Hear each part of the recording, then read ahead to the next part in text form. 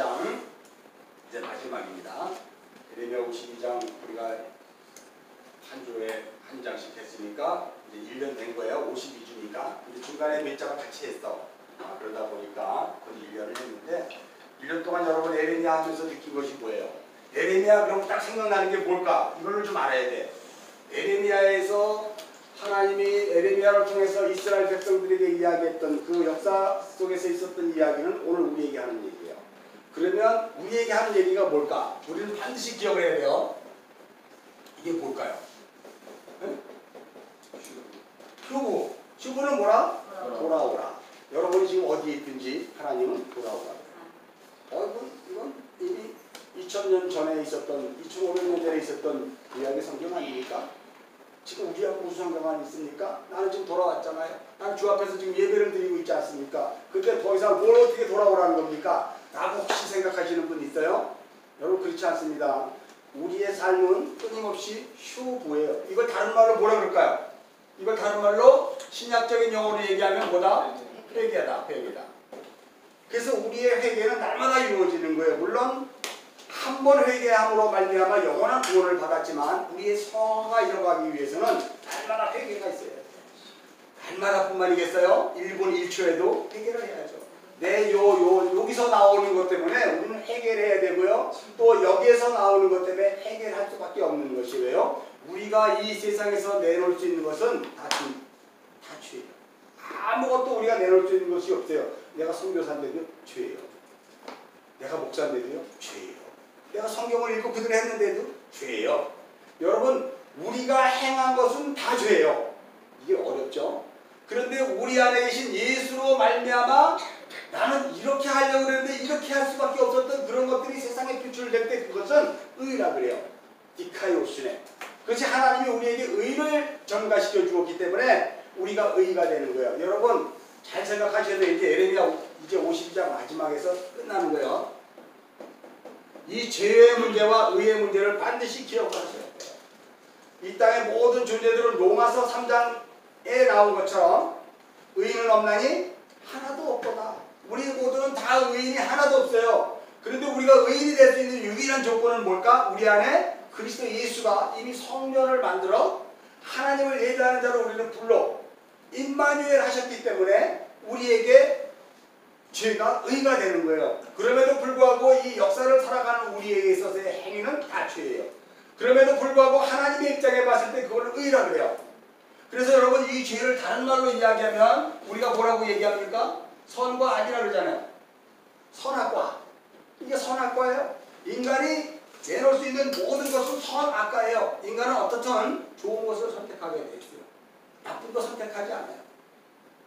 그건 당연히 도덕과 윤리로 보면 맞아요. 그러나 복음으로 봤을 때는 그게 큰 위험한 거예요. 하나님이 우리에게 악을 던져줬을 때 우리는 악의 자리로 가야 돼요. 하나님이 우리에게 선으로만 주시는 것이 아니고 이 선악을 골고루 우리들에게 허락하셔서 우리가 하나님을 이 역사에서 알아먹는 자로 하나님 만들어 가신다는 거예요. 그래서 우리의 삶이 날마다 좋고 행복하고 형통한 것으로 가기 위해 동원된 것이 고난이고 아픔이고 슬픔이고 나의 뜻이 이루어지지 않음으로 말미암아 하나님의 뜻이 내 인생에서 하나님의 말씀만이 이렇게 흘러넘치는 그러한 자로 우리를 만들어요. 그걸 교회라고 해요. 그래서 교회는 하나님의 말씀이 흘러넘치는 거예요. 여러분이 교회고 우리 모임이 교회 공동체예요. 여기에 하나님의 말씀 위에 다른 것들이 흘러넘치면 이건 더 이상 교회가 아니에요. 여긴 절이에요. 마하바냐 해야 돼. 여기서는 또 나올 뻔했어. 마하바냐. 여러분이 예수를 믿는다고 하고 여러분이 교회라고 아무리 얘기해도 그 이야기가 내 안에 예수가 없으면 그건 다 죄예요. 좋은 건데도요? 죄예요. 나쁜 것만 죄다고요? 죄예요. 그러면 오늘 우리가 이렇게 예배를 드릴 때 우리 모경제 성도가 정말 인터넷 중계를 하기 위해서 저걸 갖고 열심히 오늘도 빠지고 싶어도 못 빠지고 어쨌든 저걸 사명을 하고 비가 오나 눈이 오나 자기는 나와야 돼. 딴 사람 안 나가도. 그러면 이것을 봤을 때 우리는 박수 쳐줘야 되잖아요. 헌신이 대단합니다. 저런 헌신이 없습니다 라고 했을 때 잘 들으셔야 돼요. 그것이 그리스도 예수로 말미암는 헌신이 이루어지지 않으면 다 뭐다? 죄라는 거예요. 아 그럼 나 안 할래요. 이거 죄다. 그럼 나 이거 안 할래요. 그럼 또 안 선택했어요. 그것도 죄야. 그럼 어떻게 하란 말이에요. 어떻게 하란 말이에요. 이걸 어떻게 해요? 우리 안에 예수가 있으므로 우리가 그 일을 감사함으로 기뻐함으로 그 일을 감당할 때 그것은 죄인데 하나님이 의롭다 하시는 거예요. 그래서 이 땅에서 우리의 삶을 평가할 수 있는 분은 온전히 누구밖에 없다? 우리 하나님 주님밖에 없는 거예요. 그것을 우리가 잊어버리고 성도들끼리 참 어우 저 김 집사님 참 힘들겠다. 왜 저러지? 이런 거 하지 말라는 거예요. 판단하지 말지어다. 그죠? 그리고 원수 갚지 말지어다. 누가 갚는다고? 하나님이 하시는 거예요. 모든 것. 우리가 더 이상 하나님의 백성이면 우리 손발 잘리고요. 머리가 잘려지는 거예요. 우리 몸뚱아리밖에 없어요. 지체밖에 없어요. 그래서 죄를 갚든 원수를 갚든 무엇을 하든지 공급을 하든 먹여주든지 뭐 어디를 가든지 우리는 여기서 명령하시는 그 분의 음성을 듣지 않으면 우리가 가는 것은 다 죄 짓기 위해서 가는 거예요. 예배 드리는데도요? 맞죠. 예배 드리러 가는 것도 죄죠. 분명히 이해하셨죠 이제? 이거 놓치면 안 돼요. 여지까지 우리 한국교회의 가장 큰 안타까움은 죄 문제를 확실히 정리를 안 해주셨대요. 당신이 하나님을 위해서 집을 털어서 교회 건축을 했잖아. 대단한 거 아닙니까? 그런 신이 어디 있어요? 정말 박수 쳐줘야죠. 그런데 그것을 통해서 뭐가 드러나는가 봐라. 무슨 열매가 열리는가 봐라. 봤더니 자기 이름이 드러나는 거야. 그리고 오늘날 얼마나 많이 싸워요? 그건 다 뭐예요? 시작은 참되 한 번씩 아니라 미약해야 되는데 참되 결론적으로 그렇게 가버리는 것은 우리의 모습이에요. 여러분 여기에서 에레미야서가 마지막으로 하는 이야기는 돌아오라는 거예요. 끊임없이 돌아오라는 거예요. 이거는 그리스도 재림하는 그날까지 우리는 돌아가야 돼요. 어디로 돌아가야 되는 거예요? 예수 그리스도의 품으로 들어가. 지난 시간에 제가 이거를 잠깐 한번 설교를 못했어요. 자, 우리가 애굽에서 가나안으로 갔잖아요. 가나안으로. 그러면 지금 이 바벨론에서 이제 돌아오면 어디로 가야 되는 거예요? 바벨론에서 돌아오면 어디로 가야 되는 거예요? 자, 여기 잘 보세요. 애국과 가나안으로 돌아가는 이 과정 가운데는 뭐가 있냐면 하나님의 율법이 있어요. 율법. 이 시내산에 율법이 있어요. 율법에 의해서 애국에서 출애굽하여 구원받은 자로 가나안에 넘어갔거든요. 그래서 율법이 주어진 거란 말이에요. 하나님의 백성으로 살아가는 방법, 하나님의 백성으로 살아가는 그 정신이 주어지게 된 거예요. 근데 바벨론에서 이제 여기에서 결국은 그들이 가나안 땅에서 하나님의 이 율법대로 살아내지 못하고 그 뜻을 이뤄내지 못하자 하나님이 참다 못해서 결국은 이 역사를 문을 닫으시고 결론적으로 이들을 일로 보내잖아요. 바벨론으로. 바벨론으로 보낼 때 여러분 이 출애굽 과정에서는 이 율법이 주어졌다면 가나안에서 다시 바벨론으로 보내서 다시 가나안에서 바벨론에서 바벨론으로 갔죠. 바벨론에서 어디로 가야 되냐면요. 애국과 가나안 같은 곳이에요. 함의 자손이 땅이에요. 저주받은 함의 자손의 땅이에요. 거기서 구원을 받은 이스라엘 백성들이 가나안에 왔을 때 이 율법대로 살지 않으면 이 땅은 여전히 함의 자손 저주받은 땅 가나안이에요. 그러나 이것이 율법에 의해서 하나님의 뜻을 이뤄내고 하나님을 의지하며 살아갈 때는 여기는 복받은 축복받은 땅이 될 수 있죠. 여기는 천국이 될 수 있는 거예요. 그런데 여기서 그 율법을 지켜내지 못했잖아 이들이. 그러다 보니까 그들을 어디로 보내? 하나님이 바벨론으로 보냈단 말이에요. 바벨론을 지난 시간에 우리 세상이라고 했어요. 세상의 총화라 그래요.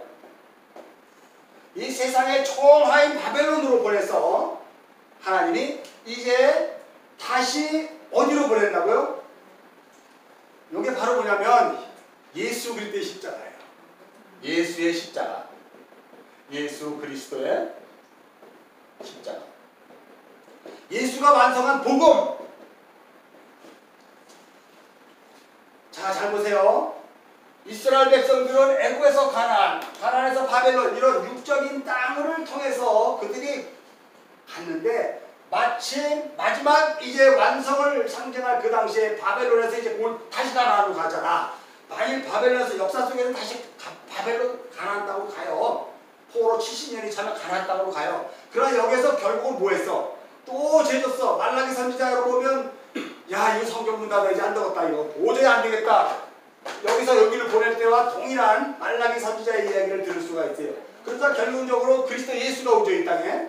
예수가 옴으로 말미암아 영원한 그 완성의 자리로 하나님께서 이 역사를 완성하시는데 그것을 십자가로 완성하시는 거예요. 이미 가나안에서 바벨론이 오기 이전에 이들이 바벨론의 포로로 끌려갔을 때 하나님은 에레미야 선지자를 통해서 에레미야 31장에서 뭘 선언했어요? 새 언약을 선언해서 이제 이 언약은 돌판으로 말미암는 그런 언약을 지킴으로 되는 것이 아니라 이제 내 말을 내 신비에 새기겠다는 거예요. 여기에서 이미 줬고요. 그러므로 바벨론에서 가나안 땅으로 보이는 역사 속에서 가나안 땅으로 돌아간 이들은 다 가슴팔에 뭐가 있냐면 흉패가 있는 것과 같이 제사장 직분으로 오는 거예요. 뭐다? 새 언약을 가지고.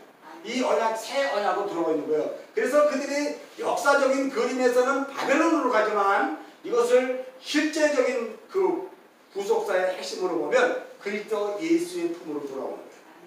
그래서 잃었던 하나님의 백성을 하나님이 다시 회복하는 거예요. 요걸 다른 말로 뭐라고 얘기해요? 새 창조라고 하잖아요. 하나님은 애초에 첫 번에 창조된 하나님의 아담과 하와로 말미암아 창조된 에덴 동산의 창조는 선하게 지었지만 죄가 들어옴으로 말미암아 이 창조는 결론적으로 써먹지 못하게 된 창조가 돼요. 그래서 하나님은 새로운 창조를 통해서 이것을 새 하늘과 새 땅으로 하나님이 어떻게 돼요?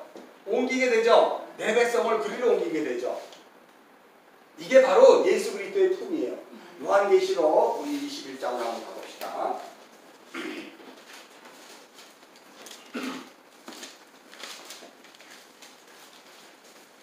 자, 요한계시록 21장 1절서부터 우리 찾았으면 한번 읽겠습니다. 시작. 또 내가 새 하늘과 새 땅을 보니 처음 하늘과 처음 땅이 없어지고 바다로 다시는 있지 않더라. 또 내가 보면 거룩한 성 새 예루살렘이 하나님으로부터 하늘에서 내려오니 그 주지한 것이 신부가 남편을 위하여 단장한 것 같더라. 여기에 보면 새 예루살렘 성은 누구예요 도대체? 새 하늘과 새 땅에서 새 예루살렘 성이 나와요. 그죠? 새 예루살렘 성이 누구냐면 교회예요. 여러분 성도를 얘기하는 거예요. 이걸 다른 말로 하나님의 뭐다? 신부라 그러잖아요. 그죠? 하나님의 신부라 그래요. 자, 다시 한번 봅시다. 새 하늘과 새 땅을 보니까 처음 하늘, 처음 땅은 이 첫 창조된 이 역사는 없어졌어. 여러분이 지금 숨쉬고 밥 먹고 살고 있는 그래서 이 신호에담이 있는 이 땅은 없어진 거예요. 아예 없어지고 새 하늘과 새 땅만 있더라. 근데 거기에 누가 있냐면 새 예루살렘이 있는 거예요. 새 예루살렘은 복음으로 말미암아 완성된 하늘에서 이미 완성된 복음으로 이미 하늘에 거했던 그 하나님의 교회. 여러분들이 새 예루살렘으로 하나님의 신부가 되어 거기에 있는 거예요. 잘 기억하셨죠? 네. 자, 다시 한번 봅시다. 3절 읽겠습니다. 시작. 내가 들으니 보좌에서 큰 음성이 나서 이르되 보라 하나님의 장막이 사람들과 함께 있으니 하나님이 그들과 함께 계시니 그들은 하나님의 백성이 되고 하나님은 신이 그들과 함께 계셨다. 여기에 보면 하나님의 장막이 누구와 함께 있다고요? 하나님의 장막이 이 새 예루살렘이 사람들과 함께 있는 거예요. 이것은 이미 역사 속에서 우리는 이 예수 그리스도의 품 안에 우리 안에 예수가 성전 삼아 들어와 있음으로 말미암아 우리가 이것을 역사 속에 지금 있는 거예요. 이건 새 하늘과 새 땅에만 있는 게 아니라 우리가 지금 예수가 우리 안에 있어요. 근데요, 우리 안에 들어오셨어. 지금은 역사는. 근데 이 묵시의 세상에서 영원한 것이 주님이 재림하시고 다 끝날 때는 우리가 어디에 있는 거예요? 이제는 주님의 장막 안에 들어가 있는 거예요. 이거 바뀌죠? 역사에서는 주님이 우리 안에 들어오셨고 이 세상이 멸망 끝나고 영원한 아버지의 나라에 있을 때 예수가 우리 안을 덮고 있는 거죠. 그죠? 우리가 예수 안에 있는 거죠. 그 송하는 집사가 그러는 거예요. 아, 우리는 어디서 있다고 온 거예요? 에베소 4장에 우리 그리스도 예수의 품에 있다가 이 역사 속에 하나님 보내줬잖아요. 그러니까 하나님이 이제 우리를 예수의 품으로 다시 불러들이는 것이 성경이 그렇게 이야기하는 건데 듣고 있나 우리 송하는 집사님 지금? 인터넷으로 듣고 있어요. 잘 들으세요. 우리는 어디서 왔어요? 우리 예수 그리스도의 품에서. 그럼 어떻게 되는 거예요? 새 하늘과 새 땅으로 가게 되는데 하나님의 장막이 우리 안에 있어서 우리를 이 역사 속에 살다가 즉 죄인으로 그렇게 사는데 하나님이 의인으로 우리를 칭의하셔서 우리의 인생이 끝나게 되면 하나님이 우리의 장막이 되셔서 우리가 그리스도 예수의 품에 다시 들어가는 거예요. 네. 요거 잠깐 보고 에베소 1장 4절로 다시 한번 봅시다. 소가는 집사님을 위해서 다시 한번 에베소 요거 다시 볼 거니까 에베소 손가락 껴놓고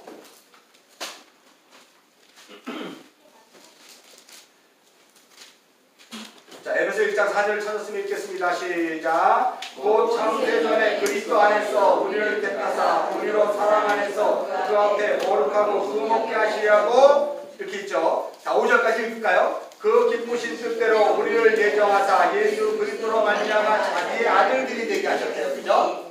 자, 결론적으로 보면 하나님의 백성이 하나님의 아들을 만들기 위한 새 창조예요.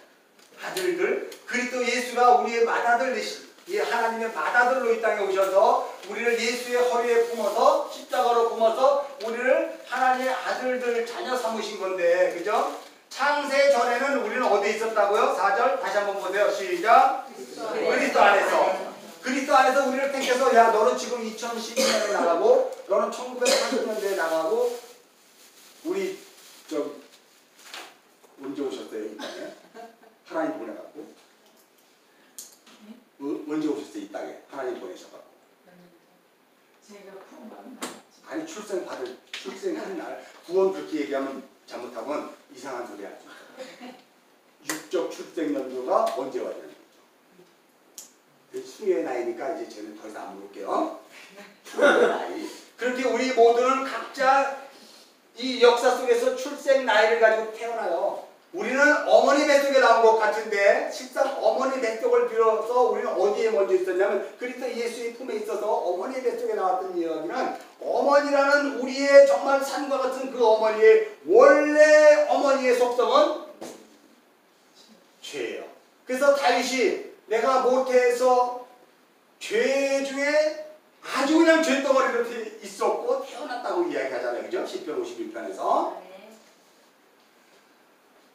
그러한 우리가 그리스도 예수의 품에서 이 역사 속으로 보내져 이러한 과정들을 통해서 이제 나의 장막, 육적 장막들이 허물어짐으로 인해서 죽었던 내 영혼이 다시 살아나면서 거듭났다 그래요. 구원받은 날이다 그래요. 그래서 우리의 영혼이 이제 비로소 예수를 알아보고 근데 그 예수는 율법을 통해서 지식을 통해서 행위를 통해서 우리가 어떻든 간에 알게 돼요. 그런데 그것이 나중에 지나고 보니까 그것들은 그리스도 예수가 내 안에 들어오는 것을 내가 확인하는 과정에서 주어진 지식이고 그리고 구원의 전 과정들이에요. 여러분이 지금 예수를 믿다 보니까 이제 내 안에 예수가 있으므로 너무 편안해. 나는 어디 있든지 구원받은 거 확실해. 나는 어디 있든지 하나님의 자녀인 거 맞아. 라고 하는 그 과정들이 이렇게 오고 있잖아요 지금. 그래서 모든 의심이 사라져. 의심이라는 것은 모세가 수건의 장막을 빛이 광채가 나니까 수건을 가리고 이렇게 백성들 앞에 놨을 때 백성들이 의심을 하게 되는 거예요. 근데 이제는 예수 그리스도의 십자가로 말미암아 수건이 벗겨짐으로 인해서 우리는 분명하게 그리스도 예수로 말미암아 새 창조 그리고 내가 하나님의 교회에서 거룩한 신부로서 새 예루살렘 성이 되어 그 아버지의 장막 안에 거하는 것을 요한계시록이 이야기하잖아요. 그래서 성경은 창세전에 우리가 어떤 모습으로 있었는지는 몰라요. 성경이 그것까지 얘기를 안 해주니까 이 모습이 아닐 수도 있고 어떤 모습인지 몰라요. 그런데 우리는 거기에서 나왔단 말이에요. 그리고 이 죄의 역사 속에서 있다가 또 아버지의 그 예수 그리스도 예수의 품으로 다시 돌아가는 거죠. 이해하셨죠? 네. 요한계시록 21장이 요 이야기를 하는 거예요. 그래서 자꾸 이상한 생각하지 말고 어떤 모습으로 돌아가는지 어떻게 돌아가는지를 우리 어떻게 돌아가는 건지 알아. 이미 그리스도 예수에 그 의해서 돌아가는 건 아는데 어떤 모습으로 돌아가는지를 절대 생각하지 마세요. 여러분이 어머니 뱃속에 있을 때 어떤 모습으로 왔는지는 우리는 보여서 알지만 가서 아버지의 품에 있을 때는 어떤 모습인지는 몰라. 그러니까 거기다 섣불리 얘기할 필요 없이 다시 요한계시록 21장으로 가봅시다. 자, 우리 4절 읽겠습니다. 시작. 모든 눈물을 그 눈에서 닦아주시니 다시는 사망 욕구에 통하는 것이나 국하는 것이나 아픈 것이 다시 있지 아니하니 좋은 것들이 다 지나갔습니다. 여러분 잘 보세요. 지금 이 새 예루살렘 성에 있는 하나님의 교회는 지금 어디에 있는 거예요 지금? 그리스도 예수의 장막 안에 있잖아요. 예수의 품 안에 있죠. 요거 잘 들으셔야 돼요. 예수님이 이 땅에 오셔서 처음으로 행하신 것이 뭘까? 귀신 들린 자 쫓아내고 각색병 걸린 자 절름발이 이런 혈기 많은 자들을 뭐 했어? 치유했잖아요. 아픔과 사망과 저주를 주님이 치유했죠. 어디에서? 공생애 때. 그죠? 그러다 보니까 그 치유를 받은 자들이 아버지의 백성으로 들어가 있으니까 이제는 우리가 이 모습이 아닌 영원한 구원받은 자의 모습으로 아버지의 품, 예수 그리스도의 품 안에 있다 보니까 그 품 안에는 고통받고 눈물 있고 저주가 있을까 없을까? 없죠. 당연히 없잖아요. 그죠? 이 땅에서도 예수를 믿게 되면 그런 것이 나에게 힘이 안 되는 거예요. 잘 들으셔야 돼요. 내가 이 땅에서 역사에서 예수를 믿을 때 교통사고가 나서 다리가 부러졌어. 그건 나에게 저주일까요? 내가 이 땅에서 암이 걸렸어. 그게 저주일까요? 내가 이 땅에서 예수를 잘 믿고 구원받은 근거가 있는데 그것이 사업이 망했어. 오늘 먹고 살 땡거리가 없어. 이것이 저주일까요? 아니에요. 그럼에도 불구하고 그것이 나를 어떻게 움직이지 않는 거예요. 그것 때문에 내가 요동하지 않는 거예요. 그것이 우리에게 이 역사에서 증거로 드러나게 되는 거거든요, 여러분. 그러니까 호들갑 떨지 말고 그것 때문에 뭐 주요 3창 외치지도 말고 하나님이 이 역사에서 나를 당신의 백성인 것을 확실히 인치는 근거가 됨으로 말미암아 내가 이 문제에 대해서 그렇게 큰 문제가 안 되네. 아까짓 거 죽으면 죽으리라. 아까짓 거 뭐 망하면 뭐 어떡하겠어. 또 하나님이 뭐 어디 가서 한 달에 노가다 5번만 원 50만 원 벌잖아요. 그 밥 안 굶어. 왜 자꾸 남의 주머니 보고 막 도와달라고 그러고 뒤로 버려? 5번만 가서 노가다 먹고 사는데. 그래 안 그래요? 모든 걸 다 해결할 수 있어. 하나님이 그거 하다 보면 하나님이 또 다시 뭔가를 또 만들어 가시는 걸 보잖아요. 우리는 그런 기초에서부터 시작해야 돼. 이 복음은. 자, 그래서 사망이나 저주나 아픔과 눈물이 있지는 않는 게 당연하죠. 그럼 아버지의 천국 새 예루살렘 백성에게는 그럼 주님이 이 땅에 오셔서 구원을 이루고 십자가로 완성했던 우리에게 있어서의 인생은 아픔이나 고통과 눈물이 있어 없어? 우리에게는요 육체를 가졌기 때문에 당연히 있다 그래. 맞아요 그게. 그래서 하나님이 우리를 위로해 주시는 거예요. 이 땅에서 여러분을 만져주시고 위로해 주신다니까 그게 복음 예수를 믿는 자의 장점이잖아요. 세상 사람들은 한강다리 올라가야 돼. 끝났나 보다 이제. 나는 어디든지 누가 위로하지 않으니까 난 끝났나 보다. 난 여기 살 필요 없다. 그러고 가는 거예요. 그 차이가 엄청난 거예요. 여러분 아세요? 예수를 믿고 이 땅에서 여러분이 이미 치유 다 받았어요. 뭘 치유받는다고 정신과 병원 다니고 뭐 그러지 마요. 아직 내가 복음이 내가 뭔지 몰라서 그래. 복음이 확실히 알면 이제 주님이 내 안에 들어오셔서 나의 그것들을 다 치유하셨어요. 완벽하게 치유하셨어요. 그러나 고통스럽고 아프고 하죠. 그러나 그것이 내 인생의 문제에서 나를 흔들질 않아요. 그것에 내가 요동치지 않아요. 히브리서 12장에 보면 하나님이 요동치지 않은 그것을 붙잡게 하기 위해서 내 인생을 날마다 뭐한다? 벼랑 끝에서 놓고 계속 흔드시는 거예요. 벼랑 끝에서 놓고 내 인생을.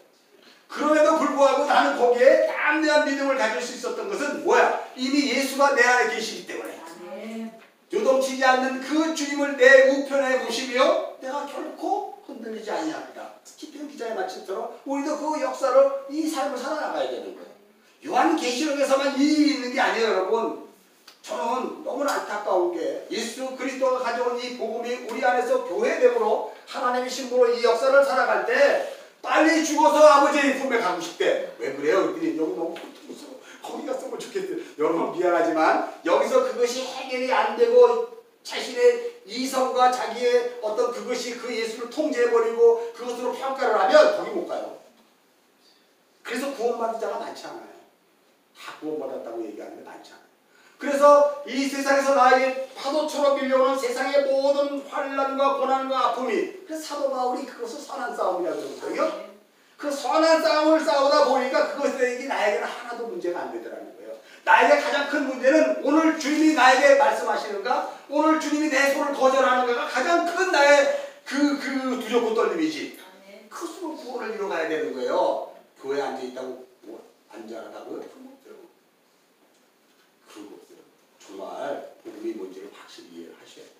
그래서 이미 이 세상에서 나에게 시시각각으로 운명처럼 다가오는 그 아픔과 고통과 환난이 나를 움직이지 못하고 나를 요동치지 않는 믿음의 자리를 세울 때 우리는 이미 요한계시록 21장에서 새 예루살렘 성이 되어 그리스도의 장막에 거하는 고통과 눈물과 아픔이 없는 그 상태의 자리에서 이 역사에 살잖아요.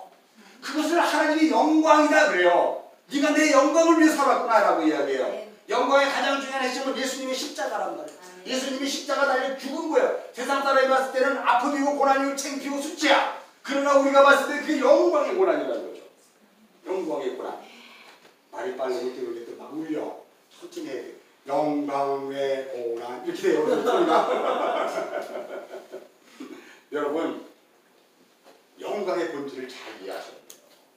영광의 본질은 뭐냐면요, 이미 우리가 완성된 새하늘과 새 땅에 있었던 존재로 여기를 경험하며 사는 거예요. 다시는 아픔과 고통과 내 운명처럼 다가왔던 그 시련들이 나를 흔들지 못하는 거예요. 왜요? 내가 견고한 하나님의 믿음이 있기 때문에. 하나님이 나에게 힘이 돼주시고 지켜주고 있기 때문에. 그래서 요한계시록에서 이야기하는 거 저거는 이 역사를 살고 있는 우리 여러분 관계없이 죽어서 가는 거다가 아니에요, 여러분?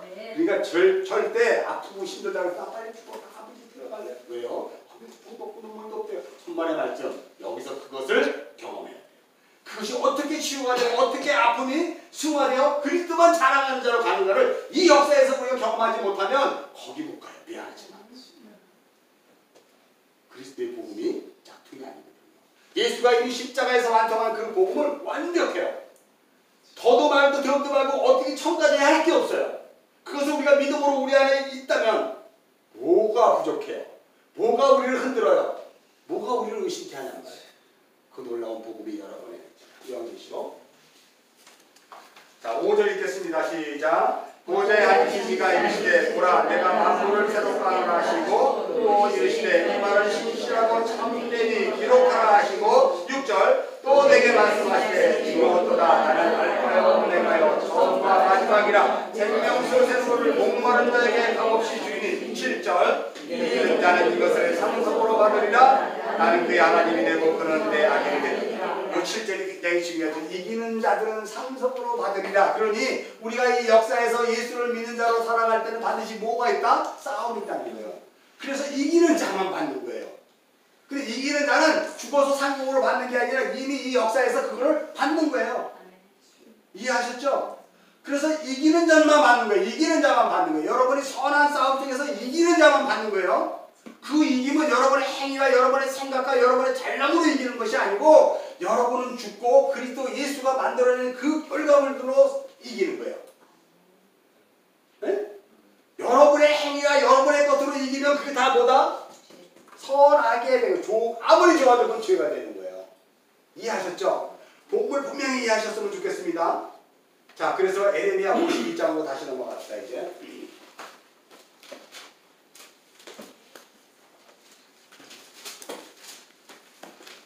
자, 예레미야 52장에 보면은요, 이제 바벨론에 의해서 예루살렘 성이 멸망을 당해요. 자, 굉장히 중요한 내용 우리가 이 39장에서 봤는데, 예루살렘 성이 멸망을 당한다니까요. 자, 이것은 당연히 멸망을 당해야 될 성이에요? 아니면 보존돼야 될 성이에요? 이거는 당연히 멸망당해야 될 성이에요. 왜냐하면 육의 것이죠. 우리의 육의 것이 어떠한 것을 의하지 않고 어떠한 것에 의하지 않고 내가 채우고 내가 지키고 내가 만들어내는 것들은 다 뭐한다? 아까 여기 다 주의기 때문에 이건 멸망당해야 돼요. 자, 이 예루살렘 성이 멸망당하는 가장 중요한 근거가 뭘까요? 이 예루살렘 성이 멸망당한 근거는 바로 율법이잖아요. 이들은 율법대로 살아야 되는데 율법을 지킬 수 없다 보니까 그들이 율법을 대형품으로 삼았던 것이 뭐예요? 우상을 섬긴 거예요. 이렇게 하면 하나님이 기뻐하실까? 저렇게 하면 하나님이 좋아하실까? 마치 여러분이 복음을 모르기 전에 예수를 믿었던 것처럼 이렇게 하면 하나님이 기뻐하실 줄 알고 그 일을 했대. 저렇게 하면 하나님이 싫어하실 줄 알고 그 일을 다 절대 안 한대. 그래가지고 고집불통에 아주 엉덩이에 뿔에다가 여기까지 난 예수 믿는 자로 여태까지 살았지 않겠어요? 그 기준이 뭐예요? 나잖아. 그 기준이 나란 말이에요. 내가 이렇게 하면 하나님이 기뻐하시고 내가 저렇게 하면 하나님이 슬퍼하실까봐 라고 하는 그 기준이 율법이 나예요. 자, 보세요. 율법은 그럼 뭐냐면 나를 들여다보게 하는 하나님의 은혜예요. 나를 뭐 한다고? 보게 하는. 뭐다? 하나님의 은혜예요. 율법이. 율법에 개입되지 않으면 내가 죄인인지 몰라. 예수 그리스도께서 이 땅에 오셔서 그것을 증거를 해주신 거예요. 그러므로 이 율법을 통해서 이스라엘 예루살렘 성 안에 있는 이 백성들은 뭘 봐야 되냐면 자기를 봐야 돼요. 하나님의 복음을 우리에게 문자적으로 줬고 성경을 여러분들이 다 읽었지만 그 성경을 통해서 여러분의 본질이 드러나야 되는 거예요. 여러분의 본질, 여러분은 어디에서 왔다? 거기서 왔는데 여러분의 원래 속성이 뭐다? 죄덩어리잖아요. 아주 나쁘게 얘기해서 누구 새끼라고? 마귀 새끼잖아요. 우리 마귀 새끼예요. 자, 여기나 다 마귀 새끼예요. 그런데 그리스도 예수가 우리 안에 있음으로 말미암아 우리가 하나님의 자녀가 바뀌어버렸잖아. 새 언약에 의해서. 그리스도 예수가 우리 안에 있지 않으면 우리는 어디에서도 내가 목사잖아요. 그리스도 예수가 내 안에 있으면 난 뭐다? 시작. 빨리 얘기해요. 그리스도 예수 내가 목사야. 복음을 잘 전하다가 어느 날 이상한 소리하고 막 그래. 그러면 복음이 아니잖아요. 그러면 뭐라 그래요 여러분? 시작. 크게 시작. 마귀 새끼야. 전 목사가 아니라 마귀 새끼야. 그래야 돼. 맞아요? 틀려요? 근데 여러분 그렇게 하면 저주받는 줄 알잖아요. 그렇게 배웠잖아. 마찬가지로 여러분의 형제가 마귀 새끼 짓 하면 마귀 새끼라 그래야지. 형제님 그거는 좀 다른 것 같지 않습니까? 이렇게 하셔야죠. 정작게 하지 마세요. 못 알아요. 야이 마귀 새끼야. 왜 이래? 정신 차려. 이래야 되는 거예요 여러분. 그래서 부를만 있어요 욕했다고? 마귀 새끼도 마귀 새끼라 그러는데 그럼 뭐 개새끼한테 그러고 개강아지님 이럴까요? 아니잖아. 그럼 본질을 잘 이해하자고. 우리는 한순간에 마귀 새끼가 되느냐 한순간에 아버지의 영광스러운 복음을 가지고 있는 그런 지체가 되느냐가 이 역사 속에서 날마다 조성으로 왔다 갔다. 날마다. 그게 우리의 신앙생활이잖아요. 그걸 잡기 위해서 우리가 날마다 묵상하고 퀴티하는 거 아니에요? 그죠? 여전히 거기서 나의 의로움과 나의 자랑이 나올 수 있는 것은 예수 때문에 나오는 거고 예수가 없는 상태에서 나는 죄덩어리만 나오는 거죠. 분리와 분란과 아픔과 고통과 싸움만 있는 거지. 그러나 예수가 내 안에 있다면 분리와 아픔과 다툼과 싸움이 어느덧 사라져버리고 하품 이러고 말아버리는 거예요. 우리가 예수가 우리에게 주신 놀라운 영적 권세란 말이에요. 마귀가 물러가가지고 내 안에서 나를 움직이려는 마귀를 내가 물르는 거예요. 그리스도 예수의 이기는 자, 아까 했죠. 이기는 자. 율법이 우리에게 개입된 것은 나를 보게 하는 거예요. 그래서 은혜라니까요. 율법이 나쁜 것이다. 그래서 나는 몰라. 난 복음만 할래. 그러면 요거만 찾는 거야. 요거만. 단 요거만 좋아. 하나님을 싫어하고 예수 믿는 거예요. 그건 절대 아니죠. 그건 아주 나쁜 거예요.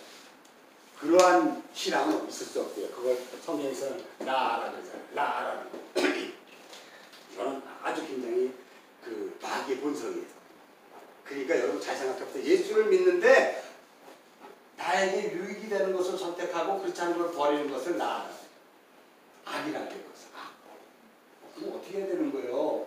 그러면 여러분이 한 번쯤은 주인 앞에서 한번 인생을 살아가면서 물어보시라니까요. 그냥 그게 율법으로 우리에게 주셔서 나를 보게 하는 은혜라고 얘기하면 이 율법을 통해서 나의 나됨이 그리스도의 자녀인 것을 이 역사 속에 드러나게 하는 하나님의 방편이란 말이에요. 은혜가 이 율법이. 그러므로 여러분에게 율법이 들어가지 않으면 여러분은 끊임없이 죄인지도 모르고 그것을 사모하고 사랑하고 악인지도 모르고 악이면 악이라고 알면서도 그것을 요리 피하고 저리 피하면서 하나님의 뜻을 저버리며 자기의 뜻을 이루려고 하는 바벨탑만 쌓는 거예요. 이것이 언제나 우리에게 가장 큰 안타까움이죠. 그러면 예루살렘 성 안에 있는 이 사람들에게 하나님의 율법이 되었을 때 이들은 자신의 존재가 무엇인지 깨닫고 하나님께 날마다 돌아가야죠. 여기에서 내가 얻을 수 있는 것은 아무것도 없다가 아니라 여기서 내가 나의 이 존재로서 살아가는 데 있어서는 오직 그리스도 예수밖에 없다. 오직 하나님밖에 없는 거네. 그래서 날마다 이들을 하나님을 우리가 부르짖잖아요. 구약에 보면 그 시편이나 이런 기자들이 전부 하나님을 부르짖은 거 아니에요? 그럼에도 불구하고 그건 극소수야. 나머지는 결국은 우상을 만드는 거예요. 이렇게 하면 하나님이 기뻐하실 걸 이걸 하나님의 방법으로 선택을 한 거예요. 이게 인간이 만들어낸 것이고 이걸 다른 말로 선악과라고 해요. 선악과. 그러니까 여러분 끊임없이 우리는 선악과의 싸움이에요. 나의 나됨을 지켜내기 위한 선악과의 싸움이냐 또는 구원을 얻기 위한 선악과의 싸움이냐 다 부질없는 거예요. 우리는 율법이 우리에게 대입됨으로 인해서 나를 보게 되자 내가 어디에 있어야 되는지를 알아야 되는 거예요. 비가 오지만 여러분이 지금 어디에 있어야 된다고요? 말씀을 사모하며 말씀이 나를 지어져가는 자리로 오게 된 거 아니에요? 오늘 같은 비가 오는 날은 이거 한잔하는 게 낫지 않을까요? 이거 쭉 어떻게 해야 돼? 한번 해봐요. 이거 이 먹은 지 오래돼가지고 제가 이걸 잘 기억을 못하는 거야. 오늘 같은 날 비 올 때 빈대떡 보놓고 이거 잡기 낫지. 굳이 여기 와서 여러분 뭘 이런 걸 하려고 그러겠어요? 이것도 이러는 거는 괜찮죠? 이건 뭐 언어를 파괴했느니 뭐 이런 거 막 하지 마시고 나를 보게 하는 은혜가 율법이라는 것은 올 율법이 없으면 난 예수 모를 뻔했네. 고통과 아픔과 상처와 그 수많은 관계 속에서 일어났던 것들을 통해서 그것을 내가 취할 수 있는 능력이 있었다면 보고 모르는 거야. 교인 아니에요. 하나님의 백성 아니에요. 내가 하나님이지. 끊임없이. 예루살렘 성에 있는 사람들은 율법이 주어지자 그것을 우상으로 만들었단 말이에요. 우상을 다른 말로 뭐라 그래요? 허상이라 그러고 다른 말로 하나님의 형상이 아닌 것. 그죠? 하나님의 형상이 아닌 것이라고 그랬잖아요. 우상은. 하나님의 형상이에요. 우리는 하나님의 형상으로 가야 되는데 우리 친구 껍데기가 난 줄 알아. 껍데기가. 우리 잘 보지 않을까요? 도대체 나는 어디서 왔으며 나는 누구인가? 그리고 나는 이 역사 속에서 무엇을 하며 어떻게 살아가야 되는가? 라고 하는 나라는 존재에 대해서 끊임없이 질문을 하셔야 돼요. 그러나 세상 사람들은 끊임없이 질문을 하는데 결론적으로 질문을 못해요. 초월장가 있기는 있는가 본데 어떻게 해서 그것을 만일 초월자가 계시면 이 세상은 이렇게까지 환난과 아픔과 이런 것들이 있어야 되지 않는데 이렇게 되는 것은 초월자가 없는 것 같기도 하고 이런 식으로 생각을 한단 말이에요. 그러나 우리는 그렇게 생각하지 않는 이유 중에 하나가 우리는 이 역사, 이 세상은 우리가 살고 있는 이 땅은 어떡하나? 진짜가 아닌 가짜로 우리에게 허상으로 껍데기로 주어진 거예요. 여기에서 얻을 수 있는 것은 다 허망한 거예요. 그래서 카인의 이름이 나띵이에요. 허무. 아벨이. 그래서 카인은 그게 싫어서 획득, 소유와 획득으로만 잡아왔잖아요. 그것이 결국 하나님과 반하는 것으로 뱀의 우선으로 가게 됐죠. 창세기에서.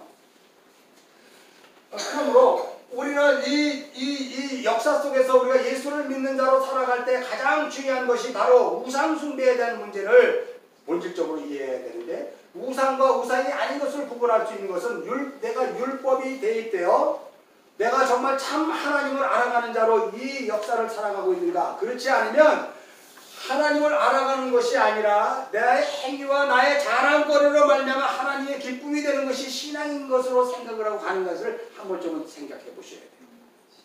그래서 우리는 하나님의 참 형상을 자꾸 소망해야 되는 거예요. 원래 나는 이렇지 않았었는데 우리 많이 그러잖아. 맨날 부부싸움하거나 아니면 상대방하고 얘기할 때 원래 나는 이렇지 않았었는데 내가 왜 이렇게 됐지? 내가 왜 이러지? 맨날 그래. 말은 잘하는데 자기의 원래의 모습을 자기도 알고 싶어 하는 거야. 그러면 예수께로 가면 되잖아. 예수께로 가면. 그럼 예수님이 가르쳐주잖아. 이놈아, 네 참 형상은 하나님의 형상이야. 하나님의 가장 아름다운 그 모습으로 내가 너를 지었잖아. 우리가 이사야서 14장이나 에스겔서에 보면 그 천사를 하나님의 가장 아름다운 그냥 그것으로 지었는데 얘가 자기가 그렇게 만들어냈는지 알고 하나님처럼 되려고 지극히 높은 곳 위에서 자기 이름을 내려고 했던 거. 그죠? 우리가 지난 시간에 살펴봤잖아요. 사탄의 짓거리잖아요. 자, 그러므로 하나님의 형상을 회복하는 것이 오늘도 우리에게는 계속 중요해요. 여보 미안해. 옛날에는 안 그랬는데 내가 왜 이러지? 이런 소리 하지 말고 끊임없이 이야 하려고 그러다가 가끔하고 이러려고 그러다가 이래고 하다가 아우 졸립지? 이래버리란 말이에요. 이게 굉장히 중요한 거예요. 여러분 예수를 믿게 되면 나 예수 믿었으니까 하나님 나 알아. 에이 나 어떻게 할 거야. 그러니까 아마 십자군 전쟁이 일으키는 거고 또 오늘날 세상이 손가락질하는 그러한 교회가 되는 거예요. 교회는 아닌데 그냥 교회라고 얘기할게요. 세상이 손가락질하는 것은 교회가 아니에요. 절대 교회가 아니에요. 거기에 다니는 목사도 교인 아니고 그 교회도 절이에요, 절. 그렇게 생각하세요. 이런 거라도 할 수 없어 이제. 어차피 절인데. 그러므로 끊임없이 우리는 하나님의 형상을 회복하는 대로 이 역사를 살아가는데 내가 형상을 회복할 수 없기 때문에 하나님이 율법을 통해서 나를 끊임없이 깨닫게 해줘요. 너는 이렇게 살아가야 되고 이것으로 말미암아 지음받은 존재라면서 잊지 마. 얘야. 그래서 우리가 날마다 하나님 만나기를 간절히 사모하고 그리고 우리 시체들이 모여서 정말 하나님의 말씀 때문에 그래서 우리가 살아가는 이 모습이 비록 세상 사람들처럼 벤츠는 안 타더라도 찌그러져가는 우리 주환이의 그 장난감 자동차를 타더라도 우리 기쁜 거예요. 그걸 보고 우리는 웃잖아요. 그런 것들이 우리의 삶에서 날마다 나와야 되는 것이거든요. 자, 감사 그러니까 날마다 납치고 어우 감사해요. 오 주님 감사해요. 이 감사가 입술로 되는 것이 아니라 그것이 진짜 감사로 되어지는 것을 내가 삶 속에서 느껴지지 않으면 아무 의미가 없어요. 그것을 진짜 삶 속에서 감사로 느껴지면 이 몸이 달라붙어요. 이 몸이 벌써 이게 또 하지 말면 사인오네. 제가 이렇게 하면 촌박스럽대. 몸이 벌써 여자들은 이거지 뭐죠 이거 뭐라 그래? 여자들은 벌써 이래. 남자들은 막 이래 벌써 콧구멍이 막 이래. 몸이 달라요 여러분. 우리가 예수를 믿게 되면 그것들을 날마다 경험하면서 비교가 된다면 어떤 것이 좋으냐 한 번쯤은 생각해 보자. 라고 해서 율법은 십계명으로 주어진 것이라기보다 그 십계명이 우리 삶 속에 녹아나다 보니까 나의 삶의 하루하루가 다 십계명으로 돌아와 버리네.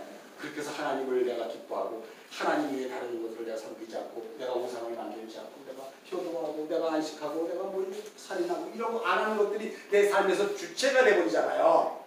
그러한 삶으로 여러분이 오늘을 살면 내일을 살면 모레를 살면 어느 날 갑자기 여러분이 아까 요한계시록 21장에 본 것처럼 그리스도 예수의 품 안에 가 있는 거예요. 이 땅에서는 천국에서 만나보자 이렇게 할지 몰라도 그거 관계없이 여러분 내일이나 너나 천국에서 만나봐 해라 나는 갈게 안녕 그리고 가면 되는 거잖아요. 우리 삶은 그렇게 살짝 옮겨지는 거거든요. 이 놀라운 이 권세가 우리에게 주어진 거잖아요. 이 삶이 그래서 여러분 힘들어요? 그래서 짜증나요? 그래서 괴로워요? 그래서 앞날이 걱정되냐고요? 무슨 의미가 있어 그게? 그건 아무 의미가 없는 거예요. 나를 흔드는 사탄의 짓이에요. 그것으로부터 우리는 자유해야죠. 어떻든 자유할 수 있어요. 없으면 안 먹으면 되잖아요. 없으면 얘기해요. 저 형제가 싸가지고 갖다 줄 거예요. 창피하게 생각하지 마세요. 나를 드러내지 마세요.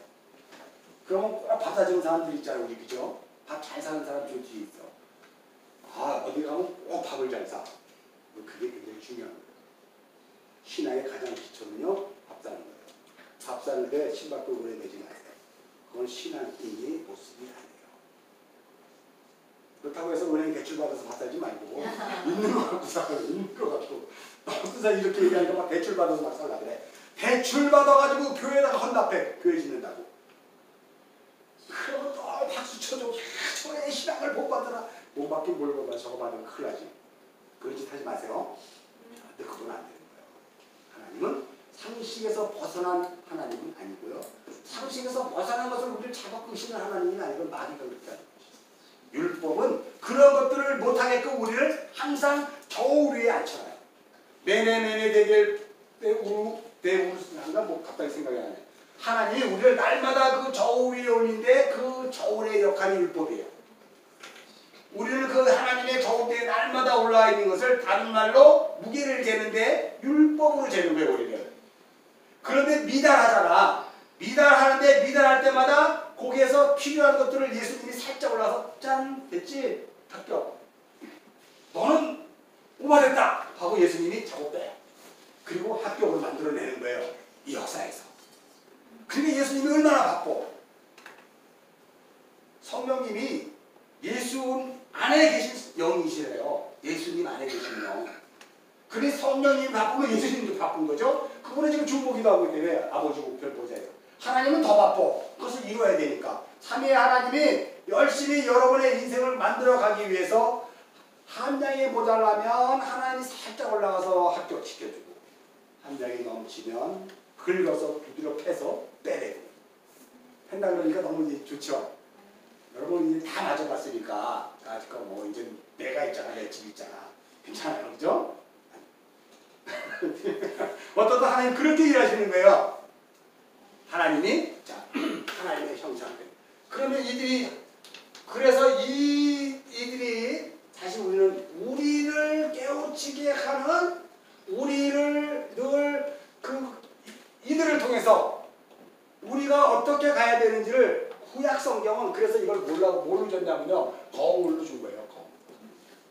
그래서 이스라엘 백성들은 죄 때문에 저들은 왜 저렇게 살아 이렇게 얘기하지 말고 그들을 내 삶의 거울로 주셨기 때문에 저들을 보고 야 이게 그렇게 살아가서는 아닌 거구나 하고 우리를 깨달아야죠. 우리를 깨달아 알아먹기 위해서 구약 성경이 우리에게 던져진 거예요. 구약 성경, 신약 성경 그 언약으로 연결되어 있는 구약 성경, 신약 성경을 통해서 신약에 있는 백성들은 구약의 것들을 보고 오 저렇게 하면 안 되겠구나 이렇게 가야 되는 걸 알아먹으라고 구약이 던져진 거고 그럼 구약 백성들은 먼 미래에 약속으로 주어진 것들을 약속으로 받고 그것들을 보고 자기는 그 길을 간 거예요. 그죠? 믿음 11서 11장 믿음장 같이 그렇게 가는 것으로 우리들에게 상호 보완작용으로 던져진 것이기 때문에 예레미야 52장의 예루살렘 성이 결국은 멸망되었고 이제 하나님 예레미야가 마지막으로 끝남으로 인해서 우리가 여태까지 보았던 예레미야 1장서부터 52장까지의 모든 내용은 나의 인생의 거울이 되어야 되는 거예요. 그게 다 내 거울이 되는 거예요. 아 내가 또 예레미야 39장에 그 짓을 했구나. 아 내가 예레미야 38장에 또 그 짓을 했구나. 아 내가 예레미야 36장에 또 그 짓을 하고 있는구나 라는 것들을 자꾸 알아먹으라 그러는 거예요. 그래서 말씀이 여러분을 인도해 가는 거예요. 말씀이 여러분의 삶을 주관하게 하는 거예요. 근데 여러분 성경이 예레미야 36장은 뭐지? 아직도 몰라. 다 했잖아. 그래도 몰라. 그럴 때 여러분은 어떻게 해야 될까? 찾아서 보면 되죠. 뭐. 예레미야 36장은 뭐 했을까? 예레미야 38장은 도대체 뭐였지? 예레미야 36장은 뭐 성경책 찢어서 불타고 세워버렸잖아요. 38장은 뭐 말씀인 예레미야를 구덩이에 가둬버리고 묻어버리고 이런 그런 것들을 통해서 우리가 성경은 끊임없이 창세기부터 요한계시록까지 다 무엇을 이야기하냐면 내가 어떻게 하나님 백성으로 이 역사를 살아가게 되는가 보여주는 위로의 책이에요. 성경은 절대 저주의 책이 아니에요. 요한계시록도 위로의 책이잖아요. 아까 보니까. 에스겔서나 모든 구약의 그 무시무시한 성경 단위에서도 다 내게 위로의 책이래요. 그게 거울이 되는 거예요. 그러므로 여러분은 이거 한번 볼까? 이거 너무 멋있어. 신명기 30 제가 여러분에게 위로를 한번 해주려고 신명기 33장 29절 읽겠습니다. 신명기 33장 29절 찾으셨으면 구약 318면 예레미야 318면만 얼른 찾으세요. 자 29절 33장 29절 읽겠습니다. 시작.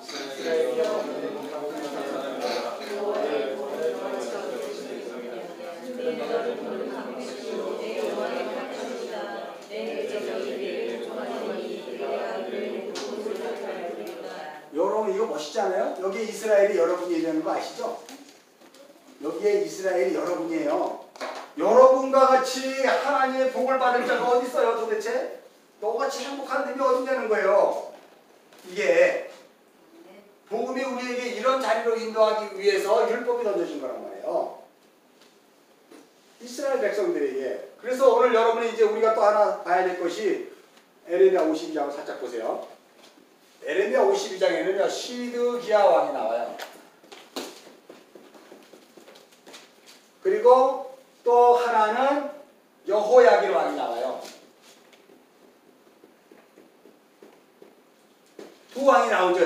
예레미야 52장에는 시드기야 왕은 두 눈이 뽑혀서 바벨론의 포로로 잡혀가 그 악행을 저지르다가 예레미야 52장 우리 다시 한번 살짝만 한번 읽어봅시다.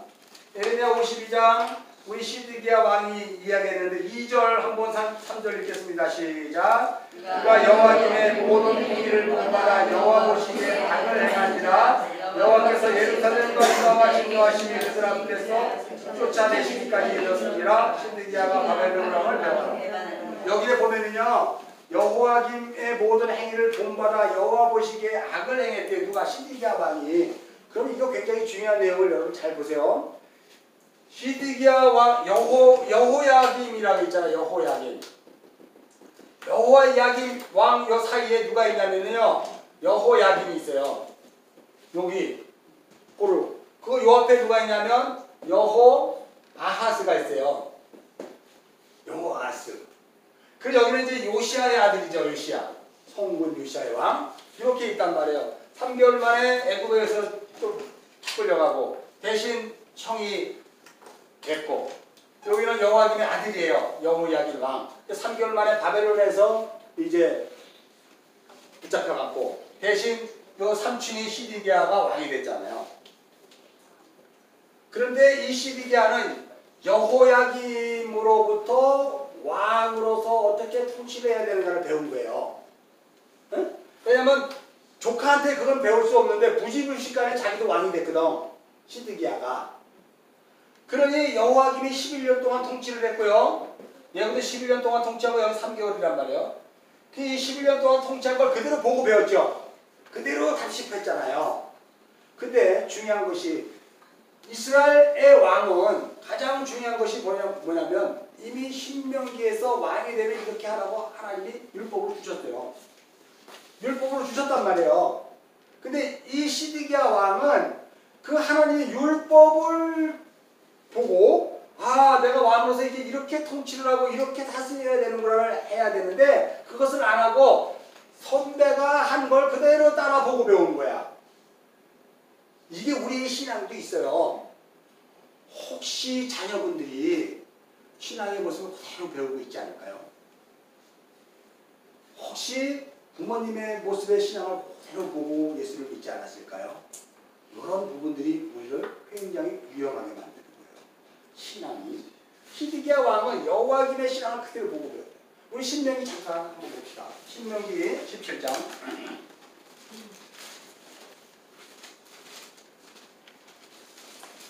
신명기 17장에는 이미 너희가 가나안 땅에 들어가거든 왕이 되면 이렇게 하라라고 하나님이 명령하신 율법이 있어요. 14절, 15절, 16절, 17절이 있어요. 자, 읽겠습니다. 시작. 내가 하나님 여호와께서 내게 주시는 땅에 들어 그 땅을 차지하고 거주할 때 만일 우리도 우리 주위의 모든 민족과 같이 우리의 왕을 세워야 하겠다 생각나거든 반드시 내 하나님 여호와께서 택하신 자를 내 위에 왕으로 세울 것이며 내 위에 왕을 세우면 내 형제 중에서 한 사람을 할 것이요 내 형제가 아닌 하국인을 내 위에 세우지 말 것이며 그런 병마를 많이 두지 말 것이요 병마를 많이 얻으려고 그 백성을 애굽으로 돌아가게 하지 말 것이니 이는 여호와께서 내게 이르시기를 너희가 이후에는 그 길로 다시 돌아가지 말 것이라 하였습니다. 그에게 아내를 많이 두어 그의 마음이 미혹되게 하지 말 것이며 자기를 위하여 은금을 많이 쌓지 말 것이라 그랬어요. 왕이 되면 병마를 많이 두거나 부인을 많이 두거나 자기를 위해서 금은 보화를 챙기지 말라 그러잖아요. 그죠?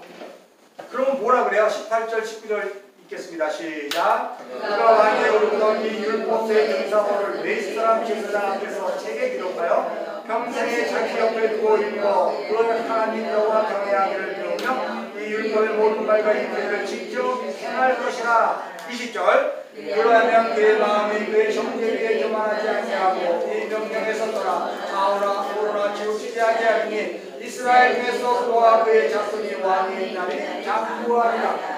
왕위에 앉는 날이 장구하지 않고 이제 끝나버렸네. 그렇다면 요걸 안 본 거지. 그 여호와의 율법, 여호와의 율법을 내 앞에 모시고 그것으로 말미암아 내가 왕이 임명됐으니 어떻게 살아야 된다. 요걸 오늘날 여러분들이 왕 같은 제사장이잖아요. 응? 여러분들이 왕 같은 제사장이에요. 그의 택한 백성이 그의 소유된 기업이란 말이에요. 여러분은 그렇게 하십니까? 급하면 아무데나 가서 주여 삼창하는 거야. 아무데나 가서 단식하고 아무데나 가서 막 묵고 기도해. 그리고 자기 그거 들어달라고만 얘기해. 하나님이 들을까요? 안 들을까요? 안 들어요? 급하면 어디를 쳐다봐야 돼? 말씀. 너의 율법책. 급하면 뭘또 아니야? 율법책인데 항상 내 삶을 주관해야죠. 그래서 우리가 예배드리고 말씀을 이렇게 사모하는 자로 살아가야 어떠한 상황 속에서 그 말씀이 나를 위로하고 이끌어가고 그렇게 해서 하나님의 영광이 되게 하는 자리로 만들어 가잖아요. 근데 이 시드기야 왕은 그것을 안 하고 이렇게 얘기했는데도 불구하고 여기를 봤어. 이 요시야 왕은 나중에 성전 수리하다가 율법책을 발견하고 깜짝 놀라서 회개운동을 벌이잖아요. 우리는 이렇게 살아서는 안 된다. 이렇게 되면 우리 다 망한다 라고 해서 우리는 안 되겠다 싶어서 성전을 다시 한번 재건하려고 개혁을 하려고 하다가 본의 아니게 하나님이 애국 왕과의 전투에서 싸우다 죽게 만들어버려요. 하나님이랑 살려줘야 돼 죽여버려. 왜 그럴까? 하나님이 계획하시는 것이 있어요. 하나님의 때에 이 예루살렘 성을 멸망해야 돼요. 하나님의 때에 여러분 된 거는 이 세상에서 망치로 얻어맞아 죽어야 돼요. 여러분 예수 믿으면서 아직 한 번도 여러분의 육족자가 한 번도 안 죽었어요? 그러면 하나님의 때가 혹시 지났을 수도 있어. 그러면 엄청 큰 심판이고 하나님의 그때에 여러분의 육적자가 망치로 얻어맞는 일을 날마다 경험하는 것이 은혜로다 그러는 거예요. 그래서 결론적으로 여기서 단절되다 보니까 이 아들 여호아스가 셋째 아들인데 여기 둘째 아들이고 셋째 아들이 배운 게 없어 아버지한테. 그러다 보니까 이 할아버지 므낫세 이 앞에 아몬이라는 일찍 죽었어요. 이분은 그 할아버지한테 증거하는 므낫세의 것들을 그대로 보고 그대로 한 거예요. 여기도 물론 3개월이다 보니까 할 건 없어. 여호와김은 결론적으로 이 할아버지 므낫세의 행위를 그대로 본받아서 다스린 거예요. 그리고 시드기야는 여기서 좀 빼놨잖아. 왜 이렇게 3개월 만에 빼고 3개월 만에 빼갔을까? 연결시켜버렸으면 좋은 거 배울 게 없어. 결국 이렇게 배우다 보니까 결국 시드기야가 할 수 있는 것은 악행밖에 없는 거야. 아까 얘기했지만 다 이거밖에 할 수 있는 게 없어. 율법을 통해서 자기가 어떤 존재인 것을 잊어버렸어. 왜? 성경을 안 보니까. 말씀이 주관을 하지 않고 그러니까. 자, 그런데 시드기야 왕은 결론적으로 어떻게 돼요? 결론적으로 두 눈이 보이죠. 두 눈, 여러분, 두 눈. 두 눈이 뽑혀서 이제 보는 자가 된다, 보지 않는 자가 된다. 보지 못한 자가 되는 거예요. 이사야서 우리 6장을 한번 봅시다. 얼마나 됐죠? 5분? 아니, 큰일났네, 이거. 이사야서 6장. 이사야가 소명받는 거예요. 자, 우리 뭐 다른 거 다 볼 거 없이 이사야 소명받는 장면 10절, 6장 10절. 구약에 975명 읽겠습니다. 시작. 이 백성의 마음을 둔하게 하고 그들의 귀가 막히고 그들의 눈이 감기게 하라. 염려컨대 그들이 눈으로 보고 귀로 듣고 마음으로 깨닫고 다시 돌아와 고침받을까 하노라 하시기니 11절. 내가 이르되 주여 어느 때까지 이렇게 합니까? 주께서 대답하시되 성읍들은 황폐하여 주민이 없으며 가옥들에게 사람이 없고 이 토지는 황폐하게 되며 12절. 여호와께서 사람들을 멀리 옮겨서 이 땅 가운데 황폐한 곳이 나를 때까지니라. 그러니까 결론적으로 바벨론 포로에 내려갈 때까지 이 백성들을 시원하게 깨닫게 하라. 깨닫지 못하게 하라. 눈으로 보니 그거를 보고 확실히 이해가 되게 하라. 이해가 되지 못하게 하라. 한 의미에서의 이 이야기가 여기에 성취되는 거예요. 그래서 두 눈이 뽑아지는 거예요. 결국 두 눈이 뽑아지자 영적 장님으로 살았던 그가 진짜 장님이 되어버렸죠. 그리고 바벨론의 포로에 끌려가 죽는 거예요. 결론적으로. 그런데 중요한 게 또 하나 달라붙은 게 바로 뭐냐면 이사야서에 13절 읽겠습니다. 시작. 그 중에 10분의 1이 아직 남아있을지라도 이것도 함께하게 될 것이나 다음날이라 상수나무가 배임을 당하여도 그 구루텅이는 남아있는 것 같이 거룩한 씨가 이 땅에 구루텅이야. 그것도 안 되고 다 베어져서 뿌리가 있는지 없는지 모를 정도의 그 뿌리만이 구루텅이가 되는 거예요. 거룩한 씨. 그래서 거룩한 씨로 여호야긴 왕을 우리가 나중에 예레미야 52장으로 가봅시다. 37년간을 감옥에 가두는 거예요. 어디 감옥에? 바벨론 감옥에 가두는 거예요. 예레미야 52장 다시 봐요. 그러면 여러분 여호야긴 왕이 바벨론 감옥에 37년에 있을 때는 그것이 있는 듯 없는 듯이지. 근데 어느 날 그 거룩한 씨가 딱 드러났네. 예레미야 52장에. 그래서 뭐가 이루어지는 거예요? 회복이 이루어지잖아요. 회복. 하나님께서. 여기서 완전히 이제 끝났는 줄 알았어. 하나님의 언약 백성으로서는 모든 게 끝났는 줄 알았어. 아, 이제 끝났다. 그럼 하나님이 어떻게 할 건가? 이렇게 고민하지만 우리 이미 알고 있어. 하나님이 새 언약에 의해서 그리고 이사야서를 통해서 이렇게 두 눈이 뽑혀짐으로 말미암아 이제 구루터기는 남는 이 구루터기를 바벨론 감옥에서 꽁꽁 감춰놓은 거예요. 그러면 여러분 여호와김이 37년 동안 감옥에 있다고 생각해보면 좋을까 나쁠까? 37년 동안 감옥 생활 한번 해봐요.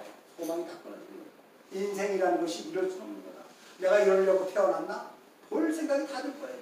37년 동안 감옥에 있는데 누군가 나를 찾아올 사람도 아무도 없어. 나는 이제 완전히 우리 축복이만도 못해. 라는, 여러분 그 당시 바벨론 야사를 보면요, 감옥 생활이 어떤지 아세요? 감옥은 처참해요. 애굽에서 있을 때